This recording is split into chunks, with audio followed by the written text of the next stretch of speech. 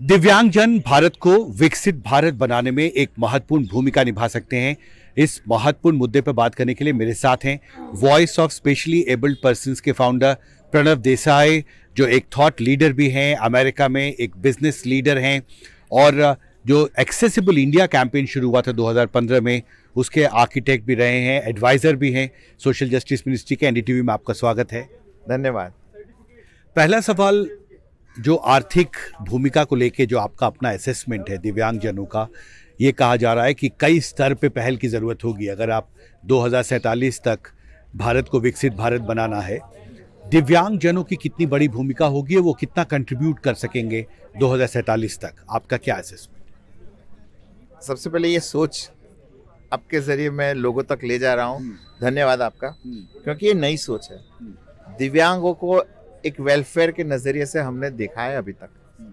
सेवा करनी चाहिए, इनकी सेवा करेंगे तो मोक्ष मिलेगा, अच्छा इससे बड़े पाप किए हैं इसलिए वो भुगत रहा है। ये सब को पीछे वाली सोच समझ के 21वीं सेंचुरी की विकसित भारत की सोच को हमें लोगों तक ले जाना है, तो मैं आपका शुक्रिया अदा करता हूँ। ये इसलिए सोच को मैं महत्वपूर्ण मानता हूँ कि एक तो आदरणीय प्रधानमंत्री जी ने एक बड़ा गोल रख दिया कि विकसित भारत होगा, 30 ट्रिलियन का इकोनॉमी बनेगा। तो अगर उसमें 3% भी हमें करना है तो 1 ट्रिलियन हमारा दिव्यांग का होना चाहिए। अब 3% आज की तारीख में तो 0.3 भी नहीं है, तो बहुत काम करना पड़ेगा। बट जो हमारा डेटा है, जैसे मैं खुद दोनों पैर से पोलियो है, ऐसे मेरे जैसे बहुत लोग हैं जो कि दिव्यांग है मगर पढ़े लिखे। जैसे मैंने इलेक्ट्रॉनिक्स इंजीनियरिंग किया, MBA किया और उसके बाद अमेरिका में मौका मिला और 18 साल से मैं एंटिटी डेटा में सेल्स के फील्ड के में हूँ और अभी फॉर सेवरल ईयर्स मैं अभी हेड ऑफ सेल्स हूँ नॉर्थ अमेरिका का। तो इससे प्रेरणा मिली कि दिव्यांग कंट्रीब्यूट कर सकते हैं, hundreds of thousands of dollars या लाखों रुपए का टैक्स भर सकते हैं। अगर मेरे जिंदगी में ये कैलिपर्स नहीं मिले होते, असिस्टिव डिवाइस, चलने की लकड़ी नहीं होती, तो मैं इधर उधर नहीं घुमा होता, तो मैं भी किसी कोने में बैठ के जिंदगी खराब हुई होती। तो असिस्टिव डिवाइस ने मुझे पढ़ाई करने के लिए मौका दिया। तो वही चीज़ को हम अगर आगे ले जाए, अभी तक 30,000 लोगों को हमने भारत में 24 स्टेट में सशक्तिकरण किया है। तो ये असिस्टिव डिवाइसेस हमने देखा है कि लोग पैसे कमाना शुरू करते हैं, पढ़ाई करने के बाद पैसा कमाना शुरू करते हैं। तो ये एक रियल डेटा है कि दिव्यांग जन कंट्रीब्यूट करते हैं, उनको सिर्फ वो डिवाइसेस देना चाहिए और फिर मौका देना चाहिए। मौका देने के लिए सोच भी होनी चाहिए, मौका देने के लिए हमें डिमांड क्रिएट करना पड़ेगा, पुल फैक्टर खड़ा करना पड़ेगा, उसके लिए हमें पूरा एक टैक्स इंसेंटिव वगैरह करना पड़ेगा। बट उससे दिव्यांग जन अगर कार्य करने लगे तो जो अभी तक वो इकोनॉमी में दिखता नहीं है, वो दिखने लगेगा। तो आपका असेसमेंट है कि $1 ट्रिलियन तक कंट्रीब्यूट कर सकते हैं दिव्यांगजन भारत की अर्थव्यवस्था में? हाँ, डिसेबिलिटी सेक्टर, उसमें दिव्यांगजन करीब 400 बिलियन करेंगे, बाकी के करीब 400 बिलियन दिव्यांगजन को सपोर्ट करने वाली, क्योंकि दिव्यांगजन के लिए होम हेल्थ केयर अगर होता है, अमेरिका में हमने देखा है कि सरकार होम हेल्थ केयर के लिए पैसा देती है। ये वेलफेयर स्टेट हुआ। भारत शायद उसको अफोर्ड भी नहीं कर पाएगा, कर सकता है तो भी नहीं करना चाहिए कभी तो, क्योंकि जो पैसे हैं वो जिम्मेदारी फैमिली को देनी है। फैमिली टेक केयर करता है दिव्यांग बालक का या पेरेंट्स का, ओल्ड एज पेरेंट्स का, तो उनको टैक्स इंसेंटिव दिया जाए।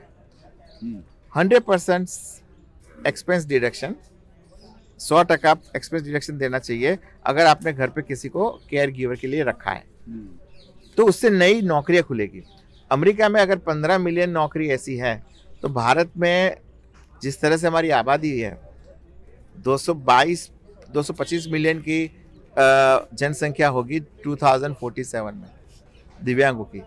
अगर 10% लोगों को भी होम हेल्थ केयर से फ़ायदा मिला तो 22 मिलियन नई जॉब खुले, जो आज की तारीख में है ही नहीं।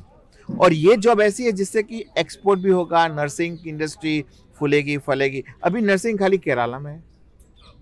अगर इस तरह से अगर देखा जाए तो हमें फिजियोथेरापिस्ट, स्पीच थेरापिस्ट, ये सब लाखों की संख्या में चाहिए, जो कि भारत की डोमेस्टिक नीड को पूरा करेंगे इकोनॉमी कंट्रीब्यूट करेंगे और कोई लोग फॉरेन भी चले जाएंगे, क्योंकि दुनिया भर में ऐसे लोगों की ज़रूरत है।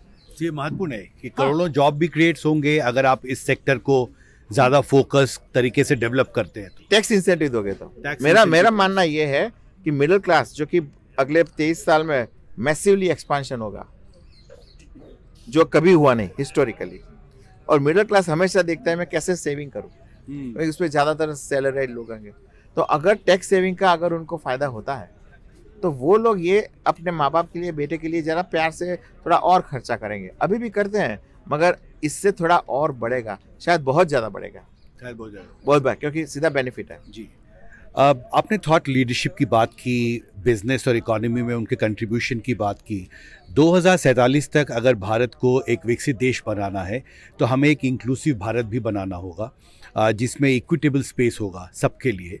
उस कॉन्टेक्स्ट में जो स्पेशली एबल्ड पर्सन्स हैं उनके लिए और क्या भारत को नया करना होगा अगले 2 दशक? हमारे पास पूरा डिटेल प्लान है, हर एक मिनिस्ट्री को क्या करना चाहिए, बट सबसे बड़ा जो बड़ा ड्राइवर है वो फाइनेंस मिनिस्ट्री, क्योंकि फाइनेंस मिनिस्ट्री अगर एक्सेसिबिलिटी सभी जगह कराने के लिए टैक्स इंसेंटिव दे, अच्छा आपने रैंप लगाया, पूरा खर्चा आपको टैक्स डिडक्शन हो जाएगा, आपने लिफ्ट लगाई, एमोटाइजेशन सेम ईयर में ले लीजिए, ये सब होगा तो काफ़ी प्राइवेट सेक्टर आगे आएंगे, उससे लोगों का आना जाना बढ़ेगा।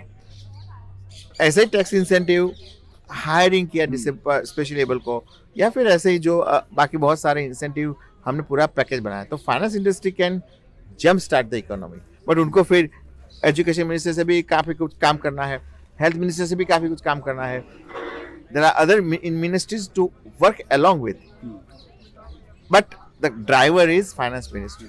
यानी भारत को एक नया रोड मैप की जरूरत है। हाँ, और इसमें मैं वेलफेयर की बात में पैसे मांगता नहीं हूँ, मैं सिर्फ टैक्स इंसेंटिव की बात करता हूँ, जिससे कि एक पुल फैक्टर खड़ा होगा और लोग इस पे स्पेंड करना शुरू करेंगे, मल्टीप्लायर इफेक्ट होगा। हाँ, और अगर स्पेंडिंग होगा तो जीएसटी वगैरह से भी आपको ऐसा जरूरी नहीं कि हर एक का इनकम टैक्स आएगा, काफ़ी लोग जनरली ये सब लोग बिलो टैक्स लिमिट रहेंगे, मगर जो कंजम्पशन होगा उसका बेनिफिट सीधा जीएसटी के रेवेन्यू पे आएगा।